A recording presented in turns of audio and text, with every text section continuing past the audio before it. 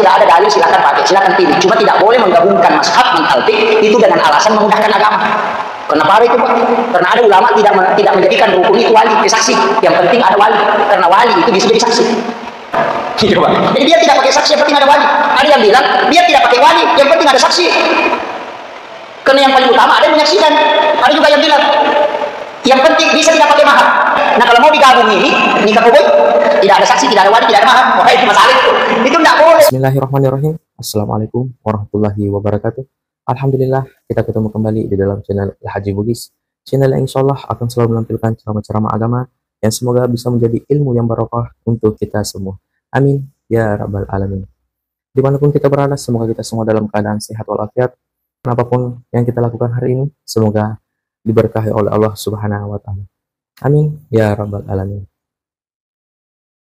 Salawat serta salam selalu kita curahkan atas junjungan baginda Rasulullah Sayyidina Muhammad Sallallahu Alaihi Wasallam. Semoga kita semua termasuk dalam golongan orang-orang yang mendapatkan syafaatnya kelak di yaumil akhir. Allahumma sholli ala Sayyidina Muhammad wa ala ali Sayyidina Muhammad. Masih seperti biasa dalam mencari keberkahan dan ridha Allah Subhanahu wa Ta'ala, marilah kita bersama-sama menyaksikan satu koleksi video ceramah yang insya Allah penuh hikmah dari Guru Ustaz Muhammad Yusuf Esos IMA. Tapi sebelumnya marilah kita mengirimkan pahala suratul Fatihah kita kepada Guru Ustaz Muhammad Yusuf agar semoga beliau selalu diberi kesehatan, keselamatan, kebahagiaan di dunia dan di akhirat serta keberkahan dalam ilmunya, dan semoga apapun yang kita dapatkan dalam video ceramah Guru Ustaz Muhammad Yusuf menjadi ilmu yang berkah untuk kita semua. Amin ya rabbal alamin. Bi barakatil Fatihah. Bismillahirrahmanirrahim. Alhamdulillahirabbil alamin. Arrahmanirrahim. Maliki yaumiddin. Iyyaka na'budu wa iyyaka nasta'in. Ihdinas siratal mustaqim. Siratal ladzina an'amta 'alaihim ghairil maghdubi 'alaihim waladdallin. Amin ya rabbal alamin. Saya harap kita semua menyaksikan video ini sampai akhir agar tidak ada kesalahpahaman di dalam menimba ilmu. Sambil menyaksikan video ini, sambil melantunkan selawat di dalam hati, agar ilmu yang kita dapatkan dalam video ini insya Allah berkah untuk kita semua. Yang belum subscribe, silahkan ditekan tombol subscribe-nya dan tekan tombol lonceng agar teman-teman bisa mendapat notifikasi bila ada video terbaru dari kami. Langsung saja kita saksikan. Bismillahirrahmanirrahim. Assalamualaikum warahmatullahi wabarakatuh. Alhamdulillah rabbil alamin, wassalatu wassalamu ala asyrafil anbiya'i wal mursalin sayyidina wa maulana wa habibina wa syafi'ina wa ala alihi wa ashabihi wa sahbihi ajmain. Allahumma shalli ala sayyidina Muhammadin bil qulubi wal abaiha wa afiyatil abdani wa shifaiha wa nuril absari wa riyaiha wa ala alihi wa sahbihi wa sallim. Masyarakat muslimin ikhwan fillah, bil khusus kami muliakan dan kami ta'zimi para tokoh masyarakat, para imam serta seluruh jajaran panitia Masjid Nurul Iman, dan juga khusus kepada hadirin kepada Muhammad Aswar Ishaq dan seluruh jamaah yang insya Allah dirahmati dan dimuliakan oleh Allah Subhanahu wa Ta'ala. Saya pakai bahasa Indonesia. Alhamdulillah kita baru saja melaksanakan sholat maghrib. Sebenarnya kalau kita mau berhitung waktu bermanfaat, Allah sudah membagi waktu-waktu tertentu. Jadi masing-masing waktu itu ada ibadah yang istimewa kita lakukan. Antara maghrib dengan isya, kalau tidak ada ceramah begini, sebaiknya tidak melaksanakan sholat sunat. Ada sholat sunat itu yang paling harus kita kerjakan antara maghrib dengan isya. Itu disebut sholat sunat awabin. Itu 6 rakaat. Itu hadis sahih. Jadi 6 rakaat sholat dikerjakan sesudah sholat sunnah ba'da maghrib. Jadi 2 rakaat 1 salam. Itu Rasulullah menyampaikan siapa yang melaksanakan sholat ini 1 kali itu sama dengan melaksanakan sholat 12 tahun lamanya. dan diampuni dosa selama 80 tahun. Makanya sholat ini dua namanya, ada yang menyebutnya sholat sunat taubat, ada yang menyebutnya sholat sunat awabin. Kenapa disebut awabin? Karena itu sholat sunat orang yang kembali. Awabin itu kan kembali. Karena kita mengerjakan, mengurus dunia seharian, maka antara maghrib dengan isya ini kita kembali ke masjid. Makanya lebih utamanya kalau sudah sholat maghrib, tidak usah pulang ke rumah. Kita tinggal di masjid, melaksanakan sholat sunat ini 6 rakaat. Orang yang mengerjakan sholat ini setiap hari dalam 1 bulannya, berarti 30 hari kali 12 tahun. Itu sama dengan 360 tahun. Umurnya dinilai sholat dalam 1 bulan. Itulah yang dimaksud dengan umur yang pendek tapi berkah. Kenapa disebut sholat sunat taubat? Karena sholat ini menghapuskan dosa. Itu kata Rasulullah, itu menghapuskan dosa selama 80 tahun lamanya. Tapi dosa itu perhitungan akhirat, bukan perhitungan dunia. Karena 1 kali saja orang meninggalkan sholat subuh, itu Rasulullah mengatakan akan dicelupkan di dalam api neraka selama 80 tahun lamanya. Itu 1 kali saja. Kalau itu baru sholat subuh, itu 80 tahun dicelupkan di dalam api neraka. Nah, perbandingan dunia dengan akhirat itu beda. 1 hari di akhirat itu sama dengan 5.000 tahun di dunia. Jadi makanya saat itu memang berat. Hanya saya sering sampaikan, kita harus banyak melaksanakan ibadah-ibadah sunnah karena umur kita tidak panjang. Hanya 60-70. Rasulullah mengatakan di kulli sayyidina hasabi wa hasabi ummati baina sittina wa sab'in.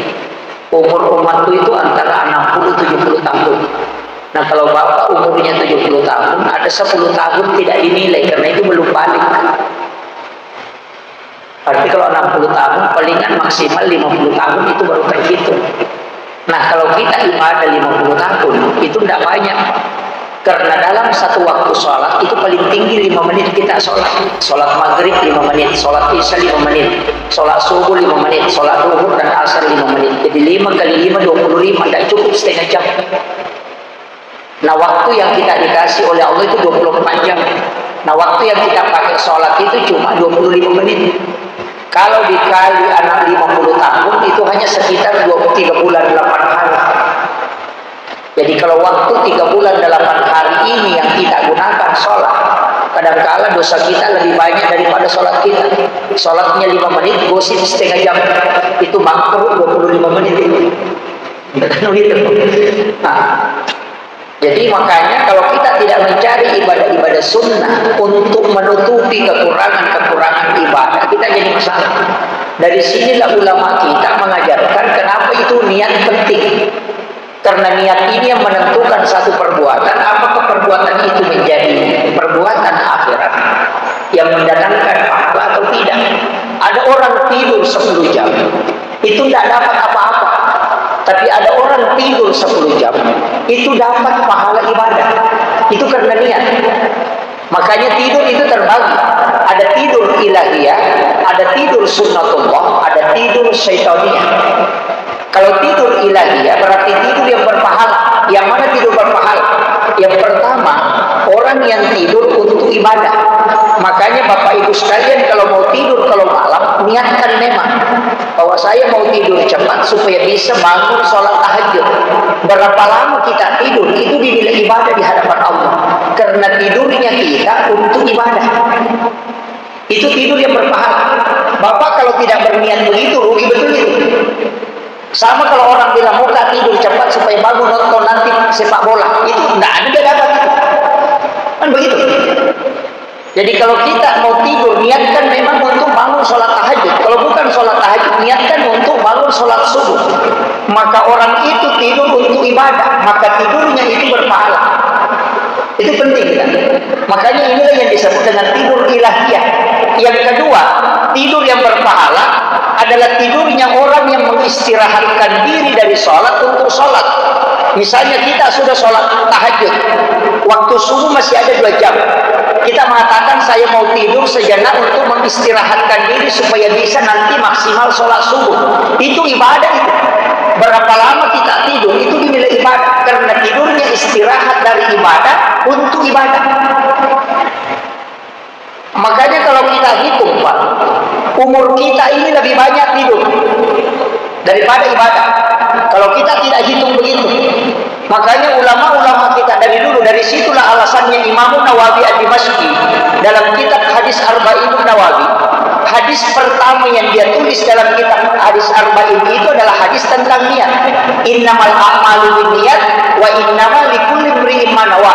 Setiap segala sesuatu itu didapatkan sesuai apa yang diniatkan. Dan ibadah itu tergantung kepada niatnya. Makanya tidur orang niatnya apa? Kalau dia untuk bangun ibadah, maka itu menjadi ibadah. Karena Allah mengatakan hambaku tidur untuk beribadah kepadaku. Maka sejak itu dia sudah mendapatkan pahala ibadah. Tapi kalau kita tidak niatkan, ya tidur saja, tidak dapat apa-apa. Nah, tidur yang ketiga yang berpahala adalah tidur menghindari dosa. Tarkul haram istilahnya. Makanya ulama kita mengatakan an-naumu tarkul haram, tidur itu meninggalkan dosa. Misalnya, kalau saya tidak tidur ini, saya bisa melakukan dosa. Misalnya saya bisa nonton, saya bisa dengarkan orang gosip. Apalagi kalau ibu-ibu, teman-temannya sudah gosip. Kalau saya tidak tidur ini, dengar semuanya, jadi masalah. Lebih baik saya tidur. Jadi orang yang menghindari itu artinya tidurnya untuk menghindari dosa. Maka itu tidur berpahala. Makanya orang puasa ketika tidur itu bisa berpahala, bisa juga berdosa. Cuma ulama Indonesia itu pakai kaidah bahwa tidurnya orang berpuasa itu ibadah. Itu tidak berlaku di Indonesia. Kalau orang Arab itu marah kalau dengar itu. Makanya orang Indonesia itu kalau puasa biasa tidur terus. Sudah makan sahur tidur, nanti sholat duhur baru bangun, sudah itu tidur lagi, sholat asar tidur lagi, nanti 5:30 baru bangun. Sudah bilang, capek aku berpuasa. Apa capek berpuasa? Baru 1 jam puasa itu. Itu begitu. Padahal puasa itu kan, ya tapi tidak masalah, karena orang itu tidak banyak dosanya, walaupun nanti pahalanya juga tidak banyak. Kan begitu. Nah, sekarang di kita ini kan tinggal mencari tujuannya untuk apa. Semua ibadah begitu, Pak, tergantung pada niat. Semua ibadah begitu. Makanya sholat, puasa, zakat, itu semua niat itu menjadi kunci. Nah, dari sinilah ulama Syafi'i, yang mazhab Syafi'i itu menjadikan niat itu sebagai hal pokok dalam setiap ibadah. Setiap mau sholat itu harus niat. Dan niat itu ada 2. Ada niat yang dilapaskan, ada niat yang tidak dilapaskan. Kalau niat yang dilapaskan disebut at-talaffuz bin niyah. Kapan? Sebelum takbir. Di saat kita sudah berdiri, di situ kita berniat. Nanti selesai niat baru takbir. Itu pakai at-talaffuz bin niyah. Tapi yang kedua, itu boleh tidak dilapaskan, tapi dimasukkan dalam lapas takbir. Ketika kita sudah mengangkat tangan mengatakan Allah, di saat mengatakan Allah, di situ kita berniat dalam hati. Itu yang paling utama kalau menurut mazhab Syafi'i. Jadi tidak dilapaskan, tapi ketika mengatakan Allah, di situ kita berniat. Cuma untuk orang yang sudah lancar. Tapi kalau tidak lancar jadi masalah, karena nanti takbirnya terlalu panjang. Allah, kenapa harus mengatur? Nah, orang yang tidak begitu, yang was-was, lebih baik berniat sebelum takbir. Makanya Imam Syafi'i mengatakan niat itu dihadirkan di saat berdiri mau sholat, bukan di rumah. Ada juga orang di rumahnya berniat, nanti langsung tiba di masjid langsung Allahu Akbar, tidak berniat lagi karena sudah berniat di rumahnya. Itu pakai pendapatnya Imam Malik. Tapi Imam Malik itu kalau dari rumahnya sudah berwudu, tidak berwudu di masjid, berwudu di rumahnya. Jalan ke masjid itu tidak pernah melihat ke depan, itu selalu tunduk dan menjaga sikirnya tidak lepas. Nanti langsung di masjid, langsung mengangkat karena sudah terkoneksi memang di rumahnya dan sudah disolat sunat di sana. Kita berniat di rumah, habis 3 batang rokok langsung takbir, oh tidak bisa. Harus tahu fikihnya. Makanya Imam Syafi'i itu menjadikan niat itu sebagai rokok, tidak bisa, harus itu. Kenapa? Karena niat itu memisahkan 5. Yang pertama, yang membedakan sholat sunnah dengan sholat fardu itu niatnya. Yang membedakan sholat pada waktunya dan bukan waktunya itu juga niat. Kalau waktunya adaan, kalau bukan waktunya hadaan. Dan itu bedanya. Kalau kita sholat duhur di waktu asar, tidak boleh mengatakan adaan, tapi kita mengatakan qadaan karena bukan di waktunya. Di mana bisa dibedakan? Itu di niat. Kalau kita tidak berniat, bagaimana bisa membedakan? Itu kan masalah. Makanya kalau kita sholat maghrib sudah masuk isya, usolli pada sholat maghrib salah rakaatin mustaqbilal qiblati qadaan lillahi ta'ala. Kalau sholat maghrib pada waktunya, kita mengatakan adaan lillahi ta'ala. Itu bedanya. Kalau qadaan bukan waktunya, kalau adaan pada waktunya. Jadi niat yang membedakan. Yang ketiga, yang membedakan sholat sendiri dengan sholat berjamaah, niat juga. Karena kalau sholat berjamaah, kalau kita imam mengatakan imaman, kalau makmum kita mengatakan makmuman. Yang bisa membedakan itu cuma niat. Kemudian yang keempat, yang membedakan itu adalah sholat jamak kasar atau jamak sama sholat bukan jamak, itu niatnya. Jadi orang yang mengatakan niat itu tidak penting, itu tidak bisa diterima. Karena sholat itu tidak bisa jelas kalau tidak ada niat. Nah, di situ kuncinya. Makanya ulama dari dulu sudah mengatakan, cuma ada sekarang orang itu selalu protes. Niat itu tidak usah, cukup dalam hati. Langsung tiba masjid Allahu Akbar.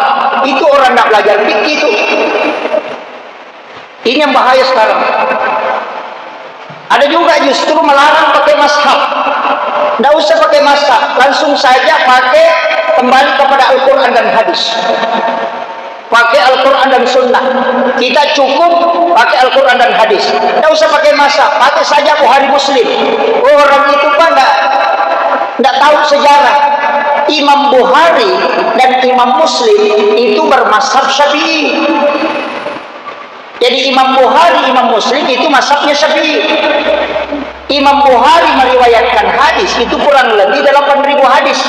Imam Muslim meriwayatkan hadis itu kurang lebih 9.000 hadis.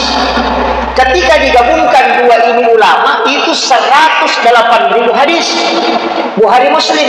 Tapi ulama ini tidak mengeluarkan fatwa karena dia muhandisin, bukan ulama fikih, bukan mujtahid. Jadi kalau kita ambil analogi, Imam Bukhari, Imam Muslim itu apoteker, sedangkan Imam Syafi'i itu dokter. Nah, orang bisa berfatwa itu Pak kalau hafal 600.000 hadis Nabi. Nanti 600.000 itu menurut Abu Hanifah. Jadi orang bisa mengeluarkan fatwa ketika dia sudah mengetahui menguasai 600.000 hadis Nabi. Nah, Imam Bukhari cuma 8.000, 7.000-an lebih. Imam Muslim 8.000 lebih. Kalau digabung hanya 100.000 lebih. Nah, 600.000 hadis baru bisa berfatwa. Makanya tidak ada fatwanya Imam Bukhari sama Imam Muslim. Karena dia ulama muhandisin, bukan ulama fikih. Yang punya fatwa itu ulama fikih. Imam Syafi'i, Imam Malik, Abu Hanifah dan Ahmad bin Hanbal. Abu Hanifah itu lahir di Irak, ulama pertama. Dia lahir di Irak, tampaknya Saddam Hussein. Tahun berapa? Tahun 80 Hijrah. 70 tahun meninggalnya Nabi, baru dia lahir. Dan belum ada kitab hadis, belum ada. Yang ada baru Al-Quran yang dibukukan. Hadis belum dibukukan. Karena yang pertama menulis kitab hadis itu Imam Malik. Itulah yang disebut kitab Al-Muwatta Malik, kitab hadis. Belum ada Bukhari Muslim, itu belakangan. Kitab hadis pertama itu kitab Imam Malik, namanya Al-Muwatta. Ini kitab hadis. Kenapa Al-Muwatta? Karena diberikan kepada ulama untuk diteliti, kemudian diakui oleh para ulama di masa itu, makanya disebut Muwatta. Selalu kita ingatkan agar kita menyaksikan video ini sambil bersalawat di dalam hati, agar apa yang kita dapatkan dalam video ini insya Allah berkah untuk kita semua. Yang belum subscribe silahkan ditekan tombol subscribe-nya, dan yang sudah subscribe terima kasih banyak. Semoga Allah membalas kebaikan teman-teman semua dengan rezeki dan kebahagiaan di dunia maupun di akhirat. Amin ya rabbal alamin. Jangan lupa bagikan video ini kepada orang-orang di sekitar kita dan di media sosial kita, agar mereka tahu dengan ilmu yang ada di dalam video ini. Kitab ini ditulis Imam Malik 30 tahun lebih. Ada yang mengatakan 38 tahun, ada yang mengatakan 40 tahun. 30 tahun lebih dia tulis. Tapi hadisnya dia tidak hafal. Imam Syafi'i mempelajari kitab Al-Muwatta Malik 9 hari. Dia sudah hafal. Saking cerdasnya Imam Syafi'i. Dari Imam Syafi'i itu baca kitab Al-Muwatta 9 hari saja dia sudah hafal. Di luar kepala. Imam Malik menulis kitab ini 30 tahun lebih, dia tidak hafal. Coba. Makanya ketika Imam Syafi'i mau belajar sama Imam Malik, padahal dia sudah jadi ulama, tapi datang ke Imam Malik untuk minta nasihat, mau berdiskusi, menjadi murid. Imam Malik mengatakan, ada kitab yang saya tulis, pelajari dulu. Imam Syafi'i bilang, saya sudah hafal. Kaget dia. Kok bisa hafal? Bahkan saya pernah baca riwayat Imam Syafi'i itu dalam perjalanan baca kitab Imam Malik sampai khatam. Dan kecerdasan Imam Syafi'i, Pak, kalau membaca dia buka kitab begini, itu dia tutup di sebelah. Kalau dia baca sebelah kanan, dia tutup sebelah kiri. Karena kapan matanya menyeberang ke kiri, dia juga hafal itu yang di sebelah. Karena otaknya itu cuma men-scan. Jadi kalau dia sudah lihat satu kali, itu dia sudah hafal. Itu kecerdasan Imam Syafi'i. Makanya kalau dia membaca, dia tutup sebelah. Jadi kalau dia buka kitab begini, dia pakai kain, dia tutup atau kertas supaya tidak kelihatan itu yang di sebelahnya. Karena kapan dia baca ini kemudian menyeberang matanya, dia hafal juga yang di sebelahnya. Kita biasa hafal 40 kali tidak bisa masuk-masuk. Bagaimana cerdasnya Imam Syafi'i? Makanya semua ulama mengakui. Saya pernah baca dalam kitab Risalah, Imam Syafi'i itu punya 388, ada yang mengatakan 389 guru. Jadi dia punya guru itu 300 lebih. Kita guru itu cuma berapa? Guru TK, guru ngaji. Dia itu ulama memang. Makanya fatwa-fatwa Imam Syafi'i itu kalau kita lihat dasarnya susah memang dibantah. Coba kayak itu tadi niat. Dia mengatakan mesti berniat. Karena yang membedakan ya niat. Yang kedua, Imam Syafi'i itu kalau dalam sholat dia menyuruh kita baca basmalah jahar. Karena dia bilang basmalah itu adalah bagian dari suratul Fatihah. Karena suratul Fatihah itu kan 7 ayat, disebut Sab'ul Masani. Kalau tidak masuk basmalah berarti cuma 6 ayat. Makanya Imam Syafi'i bilang kalau orang sholat dan tidak baca basmalah, batal sholatnya karena tidak sah Fatihahnya. Nah, ada hadisnya Nabi, la sholata liman la yaqra bi Fatihatil kitab. Tidak ada sholat dimiliki bagi yang tidak baca Fatihah. Nah, Fatihah kalau kau tidak baca basmalah berarti tidak sempurna. Kalau dia tidak sempurna berarti tidak sah. Berarti kalau Fatihahmu tidak sah, sholatmu tidak sah. Nah, itu menurut pendapat Imam Syafi'i. Imam Malik bilang kalau baca Fatihah, baca basmalah makruh. Syafi'i bilang kalau tidak baca Fatihah tidak sah sholat, tidak baca basmalah. Imam Malik bilang kalau kau baca basmalah makruh. Berdebat begitu. Apa alasannya Imam Malik dia bilang makruh? Dibilang basmalah itu hanya mafatus pembuka, bukan ayat. Jadi kenapa Fatihah bilang 7 ayat? Oh, dia bilang iyyaka na'budu 1 ayat, wa iyyaka nasta'in juga 1 ayat, makanya 7. Coba. Berbeda itu. Itu kalau fikih pasti berdebat kita, Pak. Enggak mungkin tidak berdebat. Mana yang diikuti? Abu Hanifah bilang tidak usah dikeraskan, cukup dibaca secara sir, tidak usah dijaharkan. Jadi bismillahirrahmanirrahim. Alhamdulillah.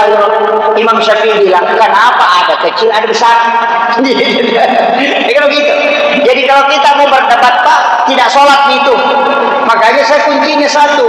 Kalau imam itu baca basmalah jahar ketika baca Fatihah, ya ikuti.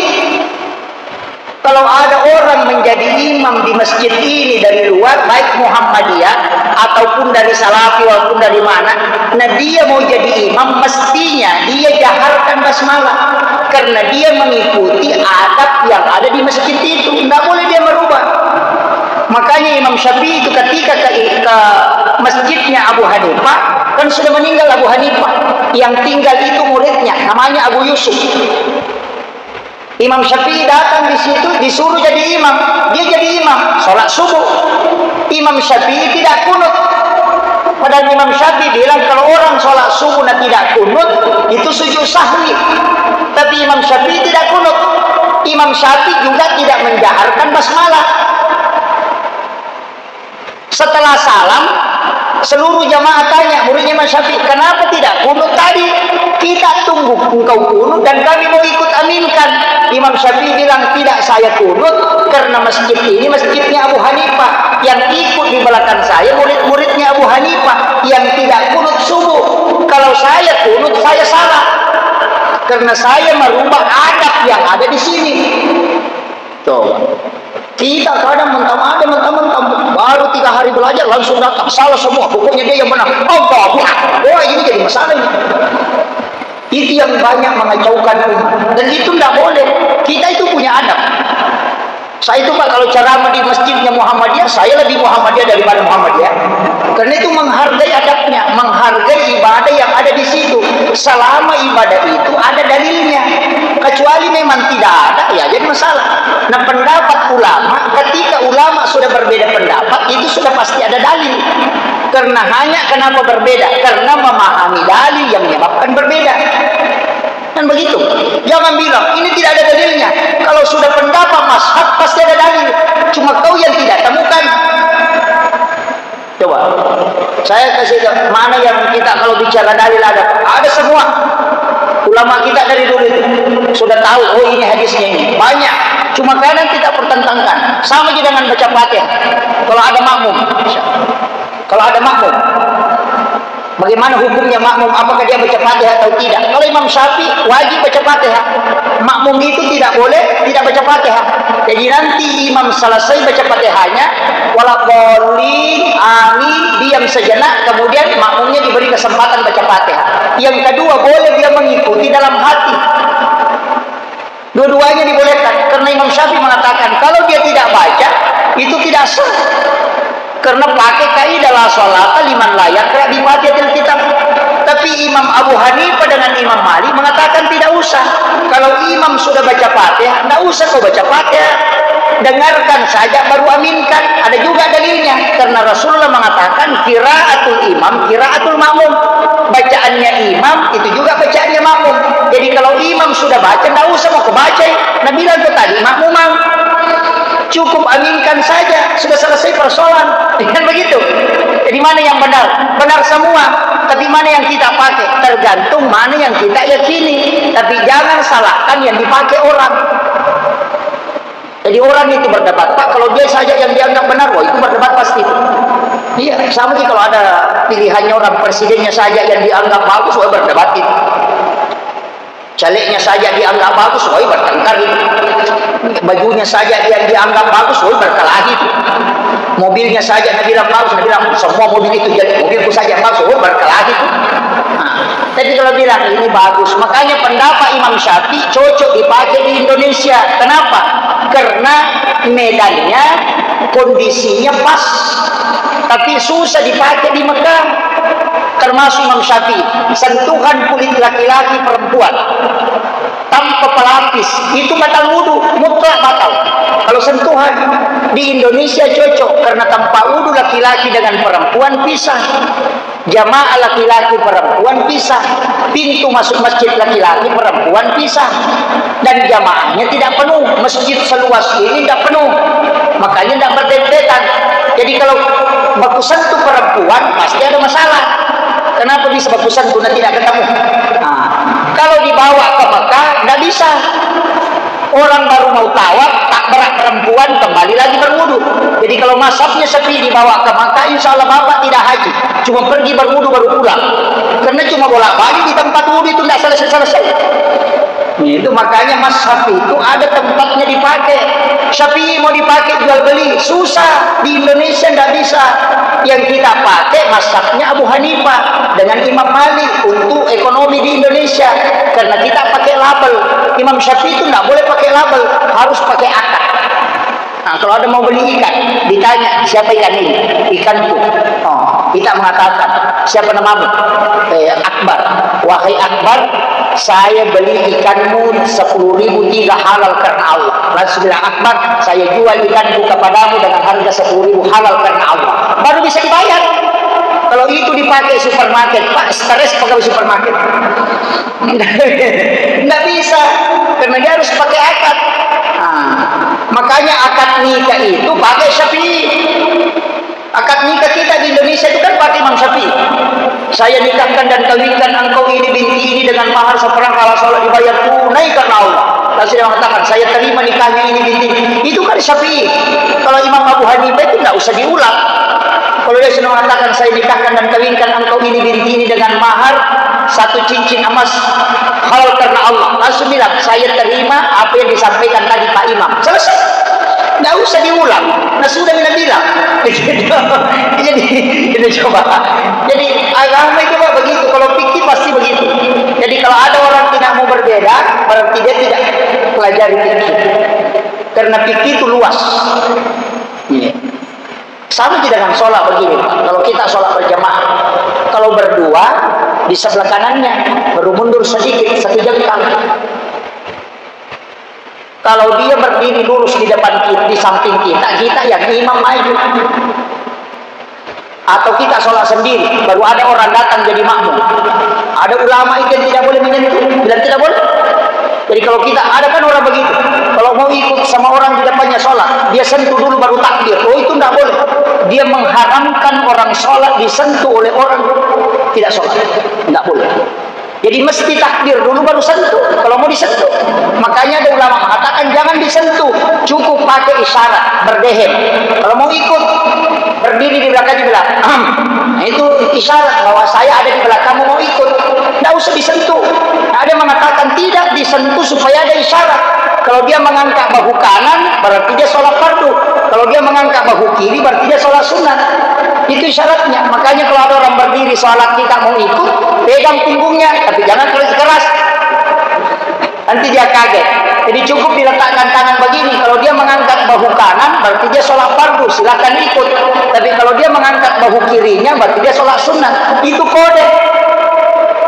Tapi ada juga orang tidak tahu, sudah dipegang begini tidak goyang-goyang. Makanya fikih itu kadang susah Pak diterapkan di mana-mana, karena itu juga berkaitan ilmu. Jadi, makanya kalau ngaji ya belajar agama saja Pak terus, bikin pengajian tidak apa-apa. Yang menjadi masalah itu kalau kita menganggap cuma satu yang benar. Allah itu seakan-akan bilang begini, 10 itu berapa? Imam Malik bilang kalau 10 itu 5 tambah 5. Imam Syafi'i bilang kalau 10 3 tambah 7. Abu Hanifah bilang 3, kalau 10 itu 6 tambah 4. Datang Ahmad bin Hanbal kalau 10 itu 8 tambah 2. Cocok semua ji. Cuma jalannya yang beda. Jadi yang penting sudah ada dalil, silakan pakai, silakan pilih. Cuma tidak boleh menggabungkan mazhab mentalfik itu dengan alasan memudahkan agama. Karena parah itu Pak. Karena ada ulama tidak menjadikan rukun itu wali, saksi. Yang penting ada wali. Karena wali itu bisa jadi saksi. Wali kan bisa jadi saksi toh. Bapak kita, bapaknya perempuan, ketemu, itu bisa jadi saksi sekaligus wali. Coba. Jadi biar tidak pakai saksi, yang penting ada wali. Ada yang bilang biar tidak pakai wali, yang penting ada saksi. Karena yang paling utama ada yang menyaksikan, ada juga yang bilang yang penting bisa tidak pakai mahar, biar nggak ada maharnya, yang penting perempuan mengizinkan. Nah kalau mau digabung ini nikah koboi, tidak ada saksi, tidak ada wali, tidak ada mahar, wah itu masalah itu tidak boleh. Jadi ini makanya ulama kita dari dulu itu mengatakan tidak boleh digabung-gabung. Walaupun nanti kalau dalam sholat ada beberapa yang kita gabung. Saya sendiri Pak, terus terang, tidak ada orang yang sholat syafi'i mutlak, tidak ada. Mulai dari mengangkat tangan itu pada sudah berubah, takbirnya kemudian bersedekah. Kalau Imam Syafi'i kan lari begini, ini agak sedikit ke kiri, ada yang di tengah di sini, ada yang begitu, kan bermacam-macam, ada yang mengangkat sejajar. Itu semua fikih. Kenapa beda-beda? Ada semua hadisnya. Nabi mengatakan, sahabat mengatakan, saya melihat Nabi sholat mengangkat kedua tangannya itu sejajar dengan telinganya, makanya dia sejajarkan telinga. Ada yang mengatakan sejajar dengan bahunya, itu jadi masalah. Kalau di sini kan sejajar juga dengan bahu ke atas tuh, di sini sejajar juga bahu ke depan. Yang mana dimaksud sejajar? Jadi masalah. Makanya ada yang ke sini, ada yang di sini. Tapi ada juga hadis mengatakan wanita kalau mengangkat tangannya sejajarkan bahu dengan ujung jari. Berarti di sini. Kalau wanita supaya tidak terangkat ini. Karena kapan tertarik bajunya, talkumnya, kelihatan pergelangannya, batal sholatnya. Karena wanita itu auratnya itu termasuk talkumnya wanita Pak. Hati-hati. Kalau pakai talkum, pakai itu yang ada karet di sininya. Ya talkum sekarang kan jadi masalah, itu ditarik ke belakang. Nah leher wanita ini aurat, kalau dia kelihatan mutlak batal sholatnya, karena syarat sahnya sholat menutup aurat. Jadi kapan kelihatan batal. Sama rambut wanita itu aurat, biar satu lembar kelihatan itu batal. Makanya ada talkum itu yang ada lubang-lubangnya di sini. Nah ini rambutnya kayak antena begini, wah itu masalah itu. Tidak ada di sini nih. Iya, tidak boleh. Kalau laki-laki rambutnya bukan aurat, kelihatan semua tidak masalah. Cuma kenapa kita pakai songkok supaya rambut ini tidak jatuh ke jidat? Karena menurut mazhab Syafi'i 3 lembar saja ada di menghalangi jidat itu mutlak menjadi makruh ketika kita sujud karena menghalangi sujud. Makanya pakai songkok. Ada juga orang mentang-mentang baru belajar agama langsung bilang, siapa yang sholat tidak pakai songkok makruh sholatnya. Nah, itu bukan hadisnya Nabi, itu hadisnya penjual songkok. Iya. Jadi rambut kita itu bukan aurat. Makanya orang gundul itu Pak, dia tidak pakai songkok. Cuma kalau dia pakai songkok menutup kepala disebutlah kopiah kita. Karena dulu di pesantren itu menjadi kopiah. Karena dulu ulama kita tidak mau pokoknya. Coba lihat buka fatwa tahun 1973. Bukan 1942 sampai 1953 itu fatwanya pakai sepatu dan pakai celana itu bid'ah. Makanya orang yang pakai celana panjang itu dianggap tasyabbah, pakai sepatu itu dianggap tasyabbah karena mengikuti Belanda. Karena Belanda itu pakai sepatu. Nah Belanda itu kan orang kafir. Dia bilang itu mengikuti orang kafir, makanya tidak boleh pakai sepatu. Kalau fatwa itu berlaku sekarang Pak, semua ulama sudah bid'ah. Karena sudah sekarang sudah pakai sepatu. Kepala kawa itu tasyabbah semua itu. Makanya fatwa ulama itu berubah dari masa ke masa. Sama di bunga bank toh, sekarang kan Darul Ifta Mesir itu sudah memfatwakan bahwa bank itu bukan riba, bank konvensional ini, itu Darul Ifta. Alasannya apa? Bank itu bukan simpan pinjam, tapi bank itu titip modal. Jadi dia tidak bunyikan simpan pinjam, tapi menitip modal. Karena uang kita yang di bank itu tidak disimpan, itu langsung dipakai bank untuk pinjamkan pengusaha. Nanti bunganya dia pakai lagi, dari situlah keuntungannya. Jadi kita tidak simpan uang, tapi menitip modal di bank, baru nak pakai bank. Jadi keuntungannya boleh diambil karena nak pakai uang tak. Kecuali itu uang disimpan di bank tidak boleh keluar, nanti kita minta baru dikasih, itu tidak boleh ada bunganya karena tidak beroperasi. Jadi dia mengatakan bunga bank itu tidak riba karena dia bukan simpan pinjam, tapi dia titip modal. Baru benar juga alasannya Pak? Kalau bank itu riba, tidak ada nih jemaah haji yang sah hajinya, karena semua menstore di bank. Masalah tuh. Saya buka hasil kajian itu Darul Iftah. Saya sampai 3 malam itu tidak tidur baca itu. Dari mana alasannya ulama ini Mesir mengatakan bahwa bunga bank itu tidak riba? Oh, ternyata kesimpulan terakhirnya bahwa dana di bank itu bukan simpan pinjam, tapi titip modal. Dititip karena pakai gayanya gitu, bang Pak jaga security, tidak ada uang di situ. Gaya gitu, security di situ, tapi jaga, tidak ada uang di situ. Coba kita kasih masuk uang, itu langsung keluar itu. Makanya kalau bapak mau ambil uang di bank 300 juta, kalau ada uang tak 1 miliar di bank, coba pergi ke bank ambil uang 300 juta, jangan kasih tahu pegawainya, langsung datang saja mau ambil, langsung bilang itu, wah mohon maaf Pak, sudah melapor kemarin kan, kenapa melapor? Nah, uang tak mau diambil, karena memang tidak ada, baru nak kumpul, nak cari cukup 300 baru nak kasih, karena tidak ada uang di situ Pak, kan keluar. Makanya kalau orang pinjam uang, kalau ada orang store uang, ada orang pinjam pengusaha pinjam bikinkan usaha, baru penghasilan. Nah itu penghasilannya itu menjadi bunga, mengelola, kan begitu. Dulu itu tidak boleh ditambah kalau ngutang, karena yang ngutang orang miskin dan utangnya untuk dia makan. Nah sekarang bukan orang miskin yang ngutang di bank, orang kaya, karena dia ngutang untuk buat usaha, bukan untuk makan. Coba. Nah, itu alasannya Darul Iftah Mesir sehingga dia tidak mengatakan riba. Tapi kalau saya selama tidak ngutang di bank, jangan, memang supaya tidak pusing. Karena susah itu kalau ada utang, tidak mau tidur mati. Apalagi kalau dibayar tanggal 10 dan sudah tanggal 8, stres itu. Kalau sudah bayar itu stres lagi, tidak bilang ada juga dibayarkan lagi bulan depan, orang stres terus itu. Makanya ibu-ibu jangan selalu bikin kredit. Sekarang orang senang sekali mah kredit, kasurnya diseredit, terus freeway-nya di kredit, semua kredit, semua bikin arisan, itu jadi masalah. Makanya ada yang mengharamkan arisan. Kalau saya masih belum mengharamkan. Ada yang mengharamkan arisan itu karena arisan itu kan sebenarnya utang.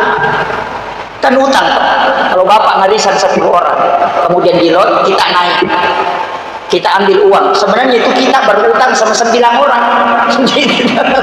Kan begitu. Iya, arisan itu utang sebenarnya Pak, cuma utang yang disepakati. Kan begitu. Iya, karena biarkan kalau sudah di lot 1 kali, kita yang dapat, berarti 9 orang ditempati berutang.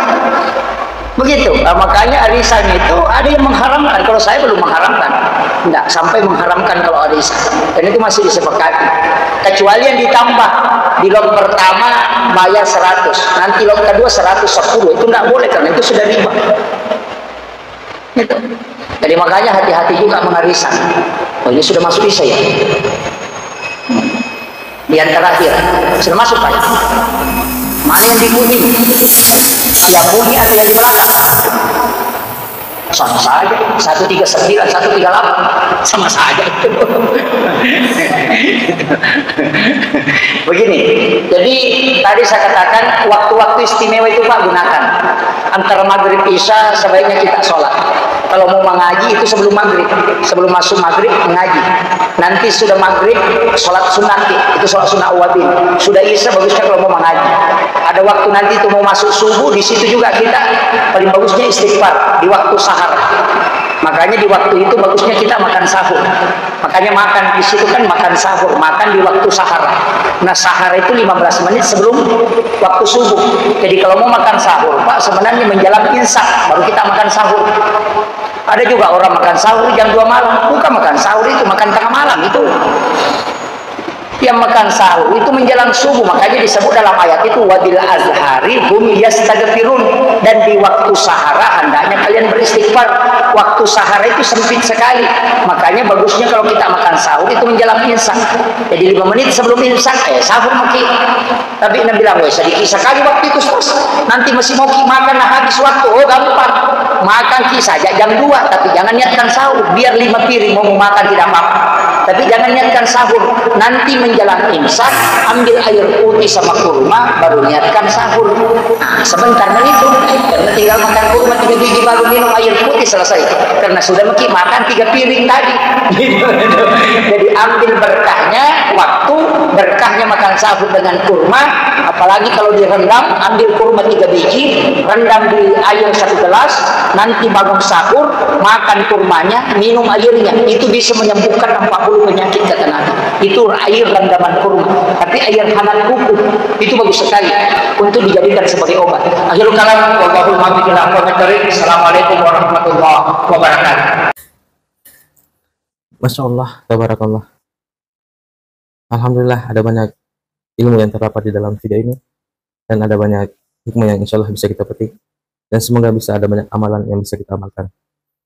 Semoga bermanfaat untuk kita semua, khususnya kepada diri saya dan keluarga. Jangan lupa like dan bagikan video ini kepada orang-orang di sekitar kita, agar mereka tahu dengan ilmu yang ada di dalam video ini. Sebaik-baiknya ilmu adalah ilmu yang bermanfaat bagi orang-orang di sekitar kita. Sampai jumpa di video selanjutnya. Akhirul kalam, hasbunallah ni'mal wakil, ni'mal maula wa ni'man nasir. Assalamualaikum warahmatullahi wabarakatuh.